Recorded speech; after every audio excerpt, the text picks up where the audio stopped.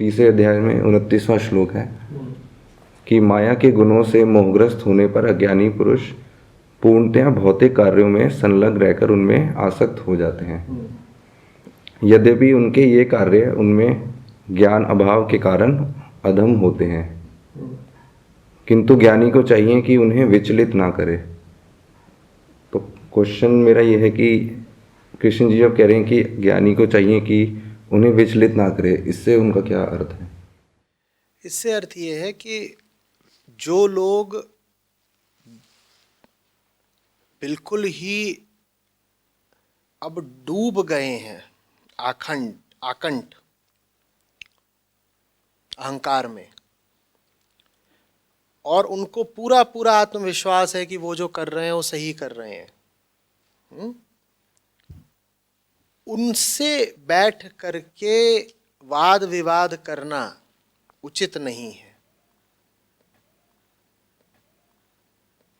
श्रीमद् भगवत गीता युद्ध स्थल पर दी गई सीख है, कोरी सिद्धांतबाजी नहीं है। तो बहुत व्यवहारिक ग्रंथ है, बात समझ रहे हो? रण क्षेत्र पर आप इधर उधर की बातें नहीं कर सकते, आपको वही बातें करनी है जो सीधे सीधे व्यवहार में लाई जा सकती हैं।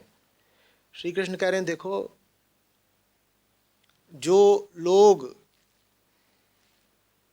अति आत्मविश्वास से भर करके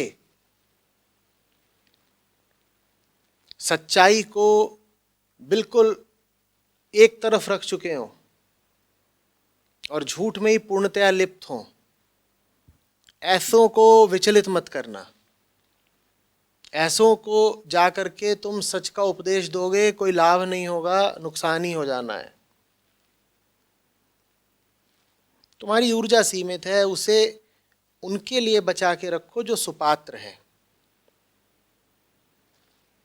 जो भयानक रूप से माया में लिप्त है। उसकी लिप्तता ही उसकी पहली सहायक होगी। पहले तो उसे अपनी लिप्तता के हाथों ही चोट खाने दो, पहले तो उसे खुद ही ठोकर खाने दो, ताकि वो थोड़ा जगे, ताकि उसके मन में अपनी स्थिति को लेके थोड़ा संदेह तो आए, ताकि उसका जो अपने ऊपर आत्मविश्वास है वो थोड़ा टूटे। उसको जरा ये सवाल उठे कि अगर मैं बिल्कुल ठीक ही हूं तो मुझे ठोकर क्यों लगी, मेरे साथ इतना गलत क्यों हो गया। जब उसके कान थोड़े खुलें, जब वो सुनने को और झुकने को थोड़ा तैयार हो जाए, तब उससे बात करना। बात समझ में आ रही है? श्री कृष्ण कह रहे हैं उनको समझाने की जरूरत नहीं है, उनको विचलित करने की जरूरत नहीं है। जिनको अभी ये जरा भी एहसास हो ही नहीं रहा कि वो नाश के मार्ग पर हैं। अगर गौर से देखो तो कुरुक्षेत्र में क्या हो रहा है, श्री कृष्ण भली बात जानते हैं कि नाश किसका सन्निकट है। इतने लोग वहां खड़े हुए हैं मैदान पर, कौन है जो बिल्कुल मौत के मुंह में बैठा हुआ है, एकदम मरने ही वाला है। कृष्ण भली बात जानते हैं कौन है वो, दुर्योधन। अब आप कहेंगे साहब करुणा की बात तो ये होती कि वो सारा ज्ञान फिर किसको दिया जाता, दुर्योधन को, क्योंकि कृष्ण भली बात जानते हैं कि पिटने यही वाला है, खत्म यही होगा, और वो खुद नहीं खत्म होगा तो मैं उसे खत्म करवाऊंगा, जैसे उन्होंने भीम को इशारा करके खत्म करवाया उसको। तो कृष्ण भली बातें जानते हैं कि खत्म तो दुर्योधन को होना है, तो फिर तो ये उपदेश भी दुर्योधन को ही दिया जाना चाहिए था। नहीं, कृष्ण कह रहे हैं जो अज्ञानी अपने अज्ञान में ही मस्त हो, निष्ठावान हो,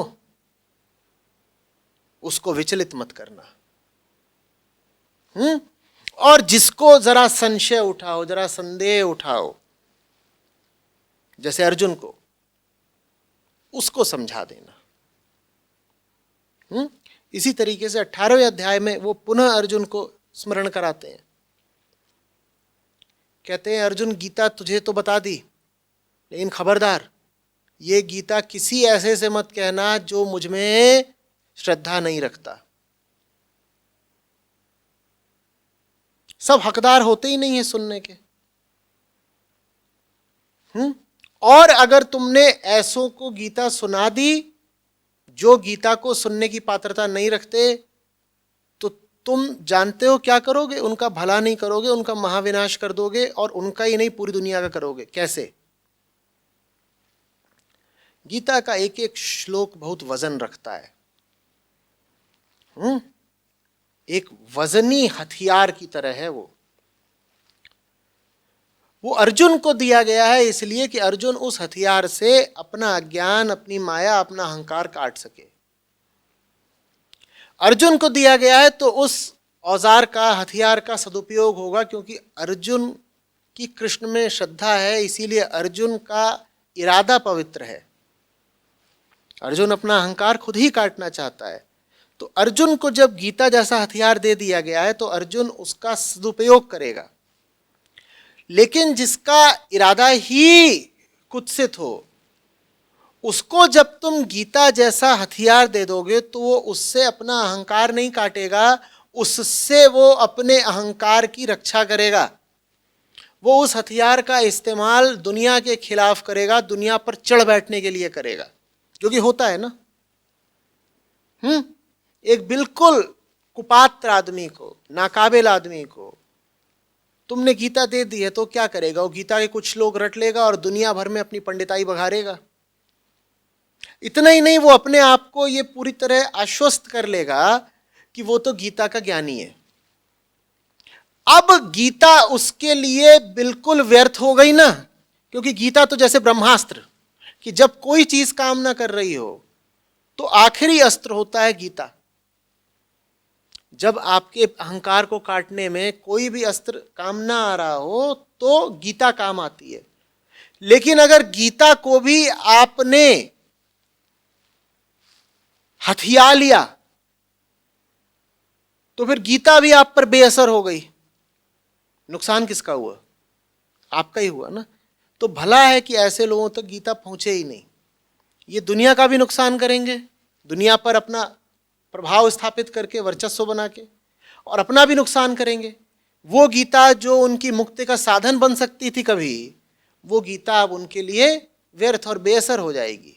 तो इसलिए कृष्ण बहुत व्यवहारिक बात कहते हैं कि जो अज्ञानी माया में ही लिप्त हैं उनको विचलित मत करो, तुम सही काम करो।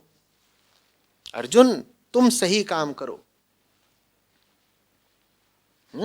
फिर आगे ये भी कहते हैं कि अगर तुम सही काम करोगे तो चूंकि तुम जनमानस में नायक हो, इसीलिए तुम्हारी देखा देखी बाकी लोग भी सही काम करेंगे। सही काम क्या है? मुक्ति के लिए काम करना। अपने लिए मत लड़ अर्जुन। ये लड़ाई तेरे व्यक्तिगत सरोकारों से कहीं ज्यादा बड़ी है। ये लड़ाई भाई और भाई की नहीं है, ये लड़ाई धर्म और अधर्म की है। अर्जुन, तुम इस युद्ध को देख ही गलत तरीके से रहे हो। तुम्हें लग रहा है कि पांडु के बेटे धृतराष्ट्र के पुत्रों से लड़ रहे हैं। नहीं भाई, ऐसा नहीं है। वास्तव में ये लड़ाई इंसान और इंसान के बीच की नहीं है, ये लड़ाई धर्म और अधर्म के बीच की है। तो अर्जुन, जान भले चली जाए, अधर्म को तो नहीं जीतने देना है ना। और फर्क नहीं पड़ता कि अगर अधर्म के खिलाफ लड़ रहे हो तो सामने कौन खड़ा है। अब सामने जो भी खड़ा है वो अधर्म की ओर से खड़ा है। वो अगर अधर्म की ओर से खड़ा है तो उसे मरना होगा। अर्जुन, भूलना नहीं कि तुम व्यक्ति को नहीं, अधर्म को मार रहे हो। ये लड़ाई बड़ी लड़ाई है।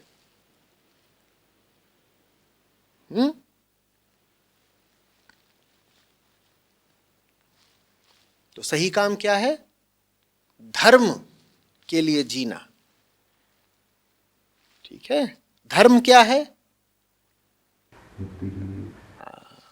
मुक्ति।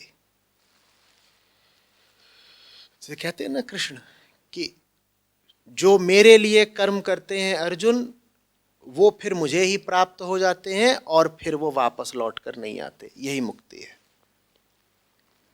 धर्म है मुक्ति।